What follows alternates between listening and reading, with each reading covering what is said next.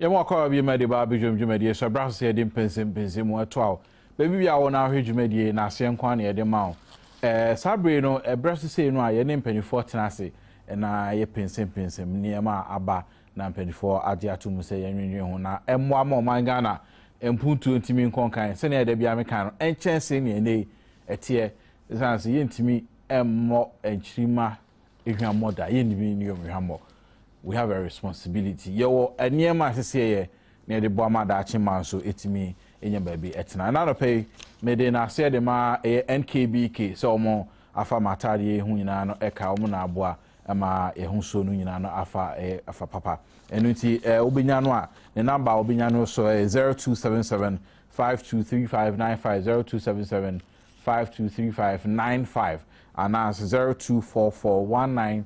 5539 02441935 5539 0244195539 and nkbk@yahoo.com. Boomerang nightclub echi eho eno anase UNDP flash eho a cantonment so many Ghana International School ne dia mhwe kwa entire bi etise ne mhwemi anani anana ya hye no kwa on sabetimi akabi na ase ne edema na no pempenifo a ye ne omo betena ase ne ote ensani fa so owura Tiflos Seteshai mrahye bedwani edema Ablekuma Central ewo NDC dimu opani emu achemu akwa so na ne ote ensabe nkun so ha owura ni Kwatei Titus Glover ono so a member of the NPP communication team ni mingabo yo oh yo jogba nyametiara no mesi he yara o kra say nso yan kan krea and I don't pay so many adwinjun say wa oto omanga ne ma no de if you nra anwumre be say nonsono ho kọ ekusi anadwu be say duba akono de na nkane adundum mo mema omemba bia o amanfo frefre na akaba TV Joy News Channel hano nia owura Samoku Jito Black Adi tu dwane se omo call Chief of Staff Office na ensema efa siketua ho ne nkro ne ba ni nyina no files na ira na otwe mu nsem bi besisi aban bi tu anamon bi files ben na ira na manamon tu ben na aban ba bi tu na otwe mu yebedi saasi me honkom or text messages 1760 facebook.com/multitvworld and our face so no one mo here man on e bia na here internet so multitvworld.com/streams we go so make house baby bia wo na wo pese wo boy amane bibia sie wo pese yete ana ade bia ni kan pese amanfo hu se bia ne ekoso wo mpotamu nie no nya be ya ne se obeche egu ahoma so o de o camera betimi atwa o de betimi e de o phone so atimi atwa na o de abrain multitvworld.com/you report yebe na amanfo nyina so atimi obi mpanifo atenase abedwafo atenase yema obi akwaba yema machi bi we brase de komono to aso na enra kan yedum ye ne de be hyase ni enra kan yedum ye na we na ofie ansa na mekasa na mesro ni die mo mami fa de entudwam daily guide and the publication page 3 Noseboy attacks Nana, who reported by Fred Dodo. And let me read the portion for you. At a time when Ghanaians are calling for an insult-free campaign, it appears members of the National Democratic Congress communication team are gleefully engaging in the act, making the new Patriotic Party MPP presidential candidate Nana Addo Akufo-Addo for subject of attack. A member of the Mills communication team, Felix Kwachofusu, once again took a swipe at Nanado, describing him as a weed smoker who will be an embarrassment to the country when elected president in the December polls. According to him, Nana Akufo-Addo will always be of great concern to the NDC because his character did not qualify him to become president, unquote. And daily guide. Ena make yanyina yedi wunansie sesa enye enna make. But you see say na NDC for person mo kono na se yenso ye kono, e be ka say ebi yenso ade ne ye ne sa Adi Shasia, the young patriots of the party, the communication. Your Twigenum, your Tuonkoko, your Kebiachra wine, we're joining the Kosha who wants some oka. Opinion? What was someone? Where your quotation be where a report? No, he said, I know that boy. Don't pretend you work with him. Don't pretend you don't know Kwachi Ofosu. I work with him. Yes, because he comes on your show. Oh, okay. What you say? But Yembisa said, your mama on no. Okay, but you understand? What do we have to? We have to. Diana do mama onum. Ni. And the son you see a corner. And you're gonna be ye. Ni have to change. And kind. You makacho say yeah platform with you. Nidia temi 10 years. It's sad. The mambisa. And right doom light now. And now na me ko job in ya Kofi Chumbafo. Kojo Chumbafo. Omo aunt. Papa nia kuma ewu yenti weekend no na ye kropon. I was there. We okay yes media. Mama nyina we so na me fa na se mfa ma mo am be jam afia pokua ye nua ba o Adom FM ne bra ne papa da form na no memre da ne kwasi ada nra no mo am be jam busuafo ni na afia se me na mo asema mo afia so ese o ma abusuafo am be chia mi na so na se nkwa afia won so ye ma yakọ se o papa so da form me da se open it to us because of a year into me call Wikipedia no me na touch ni dambo no yakọ so I missed that phone on Saturday and Sunday and you see free people so no latte people no so no ya ba do you mean na lighting you off ya do afia nya na di dem mako afia ye na mata ego ba na lights are off so bri poka kasuna ka honyu na like mini sane afia do temade na chese na jinsam na menya call Kumasi we ya frame ha mo kania yesi debi ensem bebre na mi da be kaze NDC Professor Miza Mambo edie na kane ne yendum bida hey kania akoso mo no enso ne bi ho na awi ko enso ho na ye ne kania na maintain how kana hey at the time na enso no wo from ye ko kan ye ko if it saying ye fa sa difficulty mu no o kan 2007 there ana me honorable na team nchen enso mo candidate at ye go fa ne bibia ban ene ye ni hu ene kan ensesabi ene aginsabi da bi da me ka say nyame adaroma mo pa ye ni kan ka jeje ye nkonko a ye dum kan ya da yesre viare me bay me tike mo me bay yisigi for issue statement said kan ya na dundu na course no enyom a o nim hwe e wo ho they no be kasa class. So what is really happening? And my registration aye be kra me yesru and the Professor Mills yesre no ni registration they say battery powered electricity but the charge say o charge a be smart and I discharge no hey and this form to me yen o say registration no dey afa ho no bezom dundum kan ya no a and o mtwe de ye pa na the course the VRE must come and to let us know what is really happening. The minority issue spokesman on energy must file a question in Parliament, inviting the energy minister. Ombra Parliament no make catch ye. But me can say last week via for a press conference, chief executive Ura Aochiando Emma reasons and now man chichemu na asema ko kan say gas a omode power abuazi thermal plant no.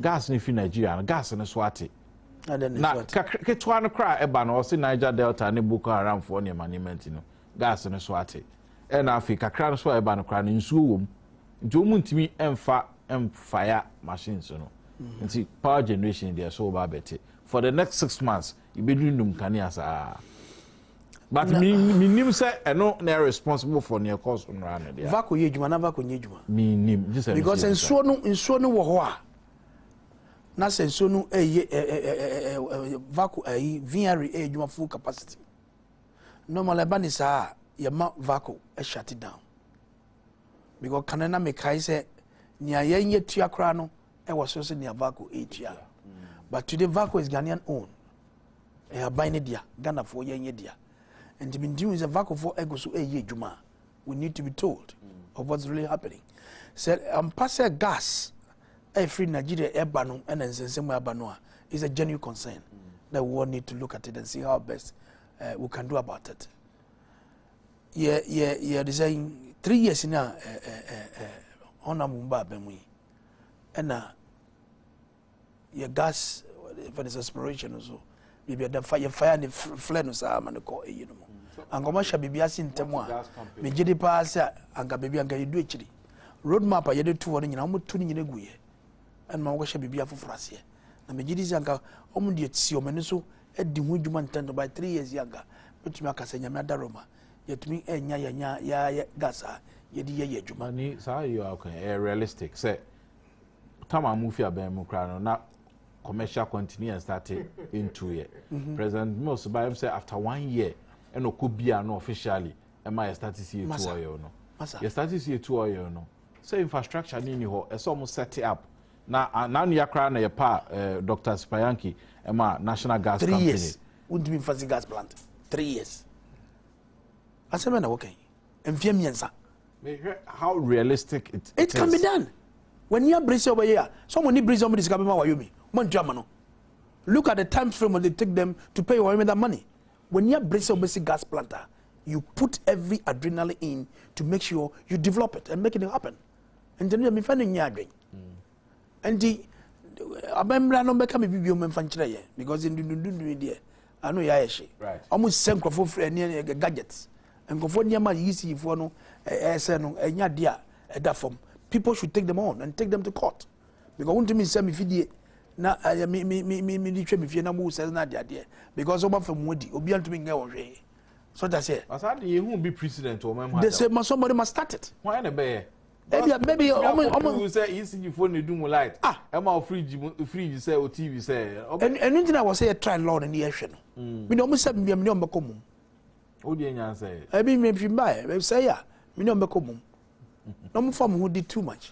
Anyway, near that say right the shame yo anope michia omo amuhwe beju program yi no say kwechire pa yes say o say kwechire pa na meka no kwechire pa misachia nyanu mo wa Blakuma Central Constituency do mo nyina ase and support am de mamia Congratulations. Mr. Retaining and then the first time I won. Oh, we need. Oh, did that say me? Eh, say me who? Oh, the Hali Joani.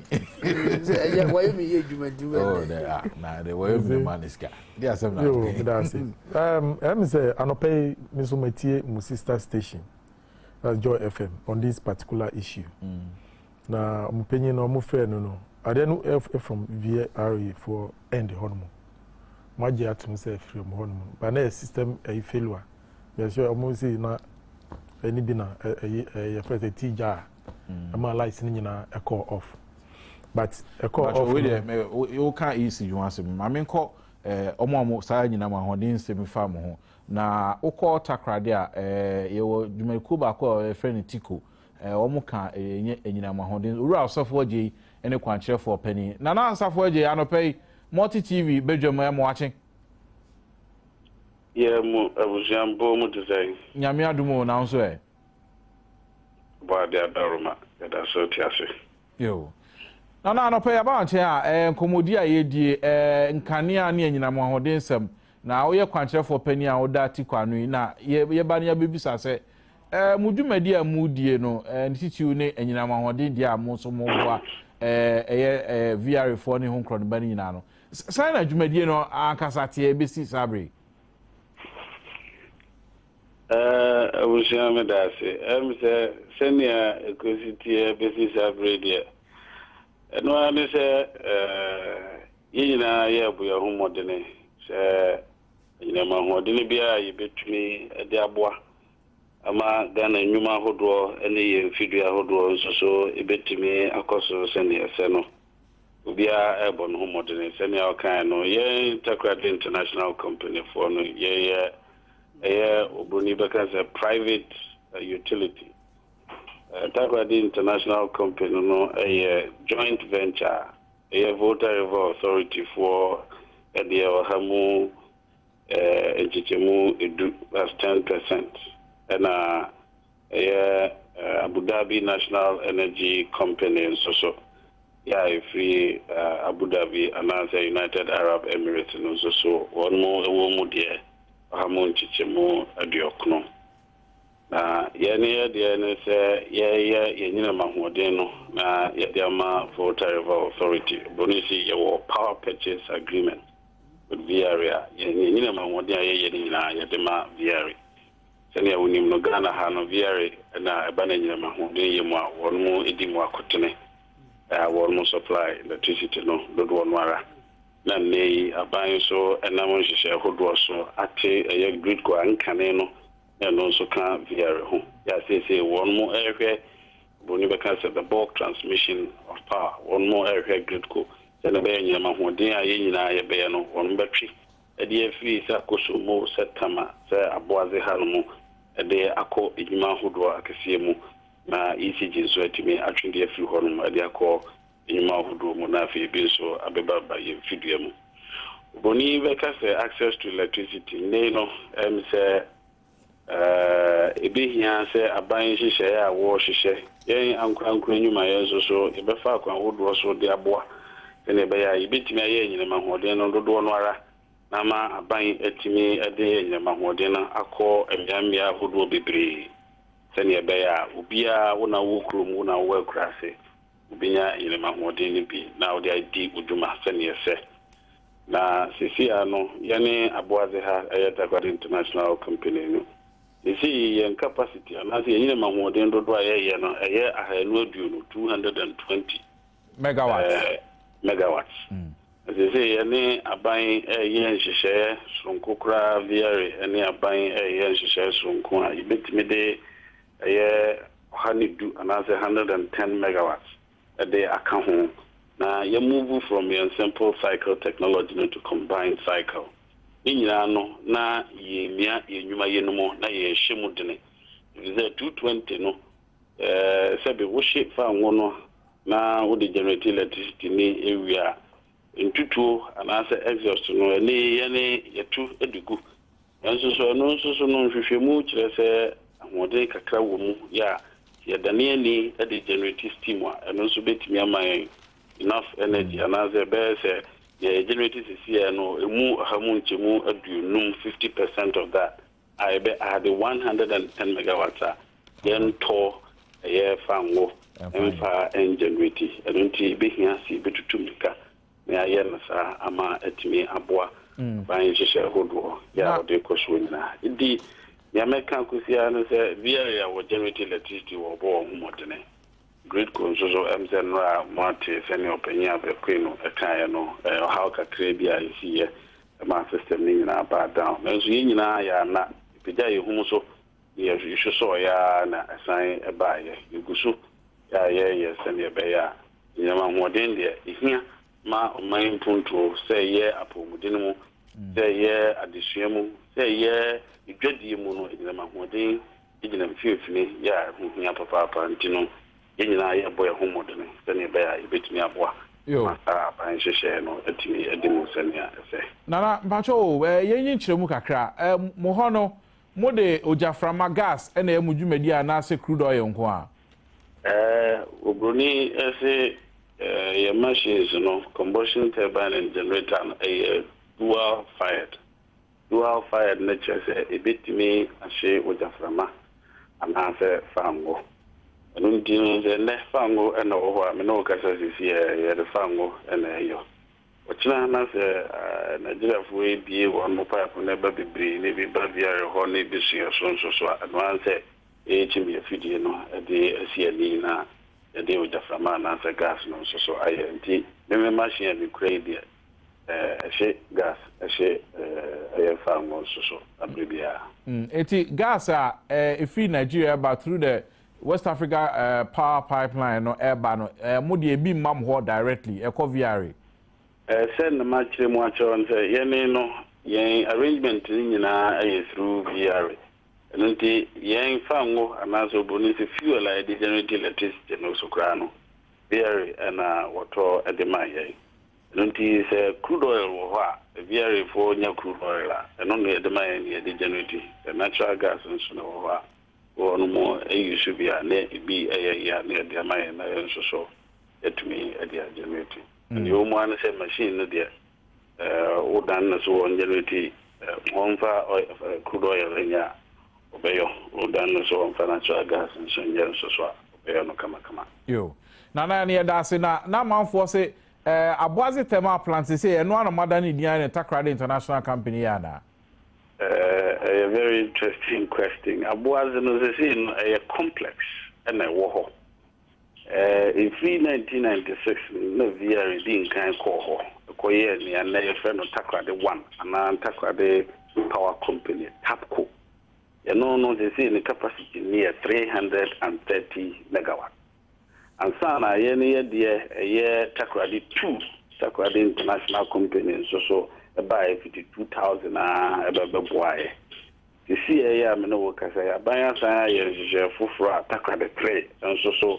And I'm quite so, yeah, I'm saying, now, China, now, Jimmy, I'm paying for Bonnie de Urocracy, and Yamiat, maybe a film quite we had now take at the trains so at the bare 130 megawatts and 132 megawatts, and so above the count. They're complex. You know, we take at the 3 years. You know, be a very far and the sign a manager and answer on do pretty. Teachers say, be you go, I would do you and the war, very war. I Takrade One, and I Takrade Power Company, and I Tico, another Takrade International Company, so hobby. Yo, not just a regime or say, Moma family dear, and you know, Mahodin Kakra, IPP4, Modibema and Yansabeka.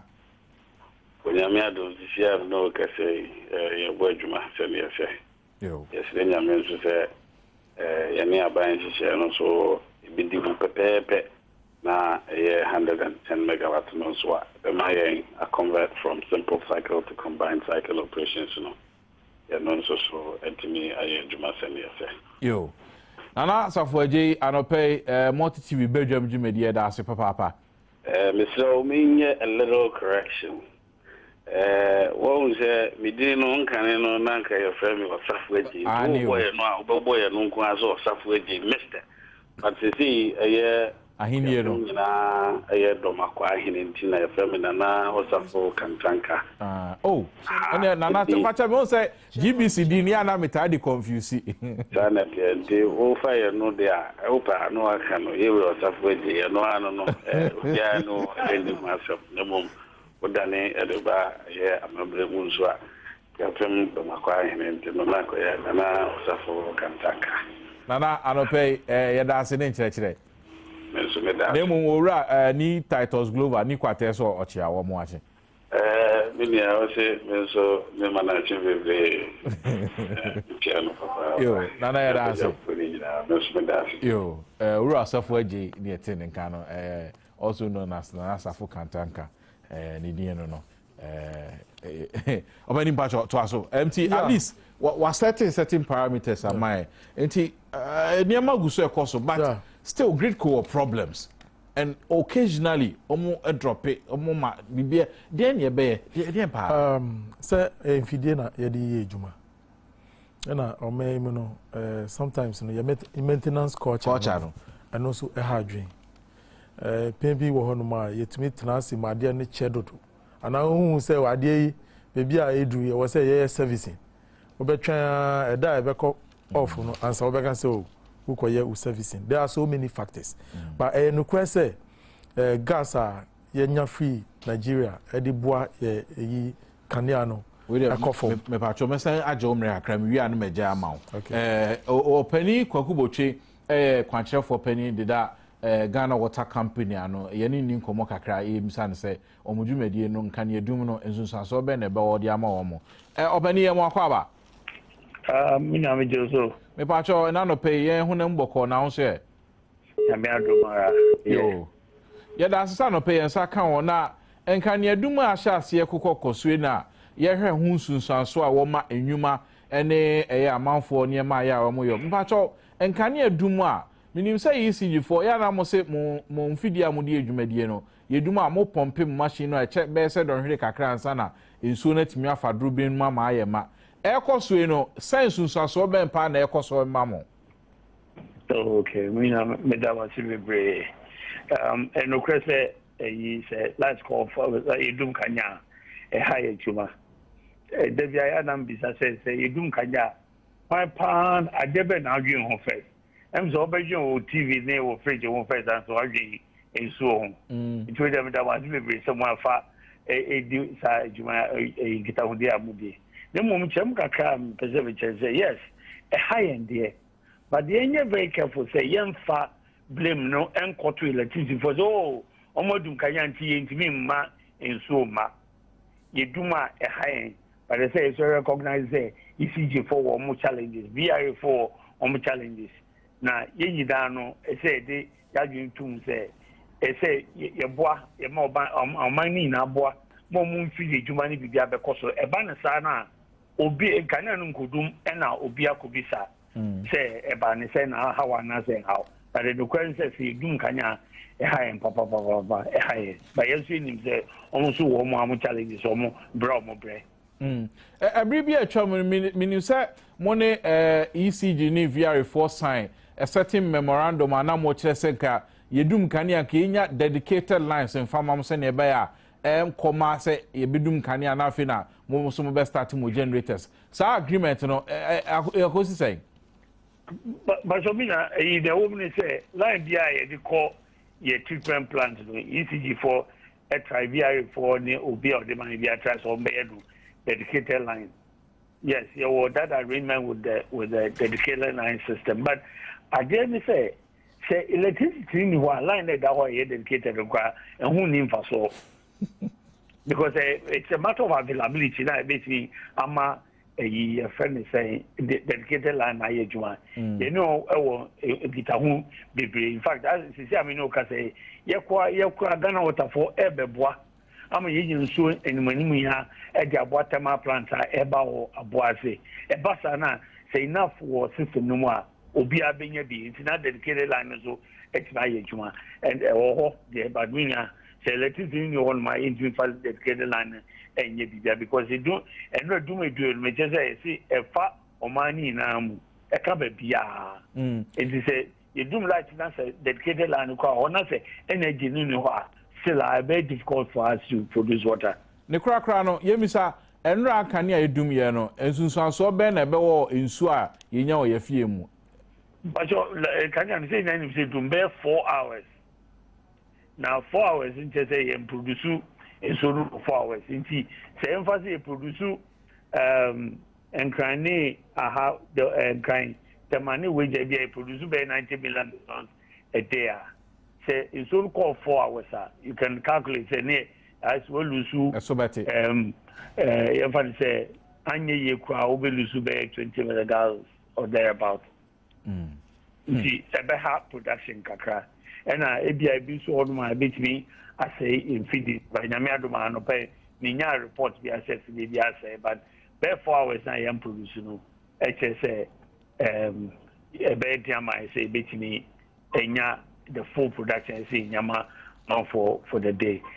Yo, Obeni Anope, Badwam Yedasi Papa Omo. Okay, Mr. Medasi. Ora Kokuboche, Managing Director of the Magana Water Company, Opening Pacho Afi Emren Odia. Yo, Medasi. Enti, Sena Misika, one issue, maintenance culture. And yan the pe, if you deal with Sabi, Ubetumi CC, if you dino, Ebe Juma Kama. Then so bibi betimi aba efide no ebesei enti enra no ye si ye no enya de ye wanwa but Janyankopon say technicians no o my working amuse mu use be say 2 hours edi ye hu ejuma o betimi restore electricity aba areas bebre e best say bia a omunya omode no as quickly as possible no omuntumi rectify situation no na light in some ye kan win some me anu di fa baby a anya kra ale am pese me explain bibi wo about biometric registration no or the light no ekoye ehun siswan so the woman say biometric registration kit na ye di ejuma no nyama bi ka ho a e bia onim me kire ne mu PC na omudi ye no e wo the charging system mu backup, that's 2 batteries, rechargeable batteries are our system. At the same time, the kit goes with a generator. And nti who ye ejuma na who register amount for na ewo charging system no ye ejuma se ba ne say light echo offer na batteries not take battery over. no ebe take it over se batteries need take it over take it over for 8 hours oh ade no nti no take it over no you can decide to switch on the generator nti generator no be there ebe charging power nti you need light problem bia ewo ho no man for nyemfa eyi nsho ma adwen mu ensa hwi ewo ho no mu yenhwe eyi gas plant no semsa o kan ye no we write it says so say at the time omu free office no na oil no yenya no in commercial quantities. No, not drilling. Ni enya in commercial can, but drilling. Yeah, it was on the pilot. Yeah. But not in that. Do ye times so answer. Ye to me. Seka eba jumedi no mo. Na omo kono. So see omo ye nhihye e gas plant anka. Anka ye be two gas plant. Omo anya nhihye. Omo anya hwe. Omo anya nhihye. O kai bo say ye ni Cote d'Ivoire for enya problem. Offshore baby border dispute. Yes. No? And we had to come to ensure say those things were rectified. And no crash to and solving you. Because now saying Cote d'Ivoire for a account. And then you have 3 billion CB Chinese loan. What in some see?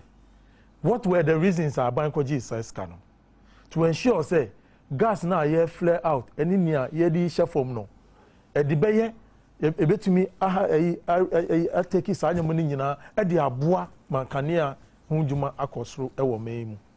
Just last week we a subsidiary loan agreement of $850 million for gas plant no ye pass no e wo parliament from the Chinese loan. From the Chinese loan. Ye pass subsidiary agreement no in parliament. They have minority, no, they refuse to support it. No, raising concerns. What are the concerns? 3 billion Chinese. What are the concerns?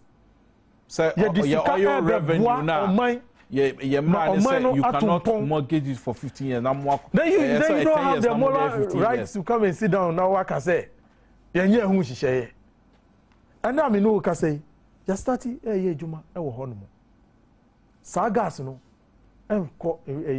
information within a short possible time no the plant will be ready for the use of me no na can hear problems here then perform until sometimes no nyama ni bia na we say the politics no or party search come wait me in term kakra say anamuntu ni content sa na or party omo ye nhihye no omo si gas plant anka duni you need resource. You need capital investment. Na sasika no. MP before anya hwe e gas processing ne ho. So muja ho tra sa akwa no muja ho. Na ye gas plant I can say yes ye be two gas plant. Me can say e bia nhihye no. Nhihye bia ni hono mo. Nhihye bia ni hono mo. Nhihye bia ni hono mo. And dey no kre. Oh. But me can some way because of say no see use electricity no e di wura sa hono mo no. Oh, enu kra ni da hono mo a yenka no kra no. Enti mesre e wo mu se kanea ekofom. Ye nyina ye gitum.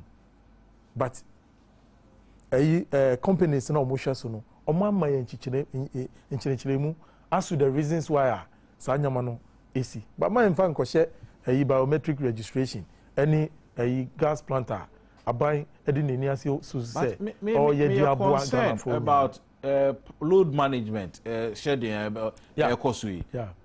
As far as security is concerned, because udum lighter and akromfo no so sorry adwuma mu say omo bankrofo hom and she ben na ban as part of the load shedding exercise for security protecting the amount for. Yeah, definitely. Yenum say once nkania be conform no and I say do no beba no definitely to me my crime so akosro na abiding security services no so e wa arrangements omaye hye omaye omotum edi aso sa anyama no ano enro anase na wo hwe graphic anase times anima bon say some of the armed robbers are sabi omotiti amanfo how mo ye notorious ones no yetumi anya bi a sabi we mu nyina kire say police for no they are up to the tax but say na we say kan no load shedding no o mama areas are e be affect at a particular time na me worry shemu say the police for no they are up to the tax areas are be call off no ombetumi omoso omayo enra de ne dey say dey unexpected and no they affect areas in nyina but the police service no they were unexpected no second time in here nationwide blackout no mfide na edi ye ejuma nti once I edi ye mfide ye ejuma there some of these things no can be expected ni quick reaction ne yanko tio akansen bi uba kaya yes talking moya she oh na moya say moya pasa moya sa mami nkasa go and check the Jubilee partners all these things your group no all these things were in place by titi your group ne nkofo nyina na mutu bia kotweda arrangement ya da to no motu egu no how do you expect to come and follow up how do you expect to come and follow up say your group aban no matna say and share why do you have to even go there your group omunya Ghana for at the time at the time when for 19 years that you were in power from the soldier time to the NDC time you never even struck oil and your group number 5 did you strike oil in commercial quantities? Oil, no. Please, let me have a way. It's a process. Did you strike anything? You didn't strike anything. The fact, you didn't strike anything. The fact, all kind of say more time, no more. You didn't strike anything. Even though they made that effort all around. Can I? What did you do? What is important is to strike the oil. Oh. You were interested in getting cocoa and what they call it, coconut some places. Do you understand? But the issue, you just hear, sad demarcation problem. Remember, Kufo engage international experts. With the UN at the end, say, sad demarcation you could devour on the oil. We went into that matter. And the member try and catch 1 year mushe say, Yanyamushe. What I say, you are an MP. You have passed a law. Petroleum Revenue Management Act law. Say we better use oil as a collateral for 10 years. For 10 years. Na mudi adiya koma for over 10 years. 25 years. Yeah, your oil. Please. You have passed. You see what I'm doing? So that's Supreme Court. Why do you have a professor of law? We've never. Professor of law. When this thing has been passed and you assent to it. Mrano actually you say you be the oil as ya was a muze na muka watwika for 10 years would have got to 25 years they toss you the minority you don't want attention muntia say do na mudi STS mudi mutia kopemno muntia say opinion oil they have pegged the oil crude oil price at $80 a barrel and no mudi agreement you are cheating the people of this country musisi yen na no ye chimu adwe de koswa na mo se ye pega na yi ye pega na bui mo ko bui sa na mo so mo ye mo ni ko but we look at the world market price as a gay sani ye no please what was the price Tio no you don't limit the crude oil at a stagnant price and then crude is who's at the higher price of the world market price na idea what you na we Fantona would no and ti say na mo apagi no enu na minority no atwi mu adwe de akoso no ye to mufo amumfa hwe de mo ni o man ni yeko hwe se ni o man ni ezi yeko esi ya peri ye Ghana fo nyina esu abedi ya ka mo ma yenka mo abu adwuma Ghana fo atwa mu koso na atwa wanum they are listening and watching you. Quick reactions will be a to us. Also, the text messages by backing 1760 multitv.com/Facebook. The home comedy the bebra. You better also na yako yenim ora Samuel Quiz a black quiet deputy minister of information na oko Ablekuma North. Abato mpesa bakwa and crying on it. Ora tetesha constituency no in the bush here. Nesoro on the mfimfi na ora fresba for no so de wase ho na ora ablakwa de nsema kotudwa se ora Canada Japan ne nanado wo me cowards na nesenke bo ne mam ne mum no brepam ye bebo ne amamo amambatie na asem nyina se bra na wo men yetu na yekọ yanim na 2008 ato aba na wie no sankofo empanifo na ehwem ba bia na ehum wo so wura kana Japan kra ne de ebra yesu in members of parliament na woni ha no wayera ehwe ne ba bia no so yehufo ebra na omemu ayehye no sa na empanifo wo mo ayifum na ene no so wo mo kokan oda bi da na ye a wo obi ensuro wo so wo mo kra na yehufo kese heating up to campaign 2012 sa ankasa we bi sa ba ya net o say me da say eno ana mi ni hono na mi sum wo mi constituency a me attending to pressing issues until me manko bi until me ntumi entena hanu mo enkasa ti say mo wo hono bi we newspaper reporter odi atu mini na ade ba kwa metumi aka say nukre say at the time of swearing in of members of parliament na senior colleague no ni hono eno de nukre. But as to Ujane fi oman mu na ndie me to mintina no mo enyi ano there's a need say elections na ye no choice of words is very important.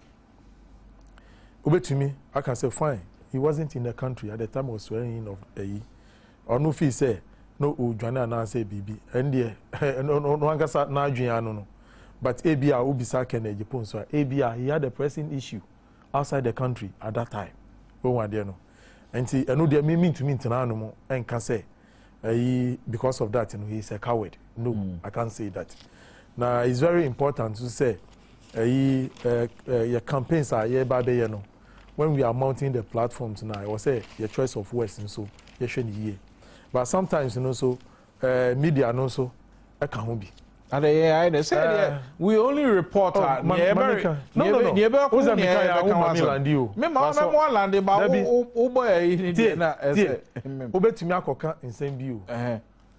When you see foul language, but obi got the question in the paper more, obi use word obi ehun a look it say it's a foul language. Moye.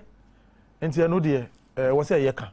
Say omai ebeyi insults ye politics more media no muso mo ka ho bi politicians no so e ka ho omo mutiti fie no so ye nyina ye ka ho bi until we all have a role to play until media who report obi verbatim e was say make sure say the choice of words you understand the choice of words or use here now also who the babro for no ma now we use say word in the English language but sometimes local language I'm for translate the English language na aye ha kakra bi bo na enipa no wako use word bia locally that was not what the person said enti me de mini ho no mu enti me to me ntena no mu nka say na honorable okuja to abakwa ya kende Japan na say na akufado but I mean me say in our campaigns in our choice of words I was say you use words emfa undermining obi integrity and I say be ye obi no eno de emfa hwi emba table no so me de bia meka since I started my politics me ntena onu mu enye obi da eno de o share your prime minister you never see me somewhere insulting an aspirant. I will never do it because nyamani nyina is about issues. It is about the friends say bread and butter issues eno na ye adwen ho enye se obako kan say washimasi ne yamuso ne hweso no votes bia emba. Please, as politicians, this is the time. But most of the times, so electorates, so I can't be. Because sometimes look, you call a political campaign, but will be a general. So now say, Honorable Kennedy, Japan, he referred to the president as a thief. And it was on your media, one of your sister stations. I think it was Joy FM. Oh. Yes, he referred to the president as a thief. Yes, then American. But even at that time, it was a media. Mupona was a more reprimanding. Oh, Nasa, oh, they said, yeah, catch it, no more. Muna was a more reprimanding. And I mean, say, some media, mo start say mo blacklist politicians are omo ba mo airways ebe use foul language sanya me nyina ebe jai the press newspapers because a member tena hanumu na me use foul language against a member of parliament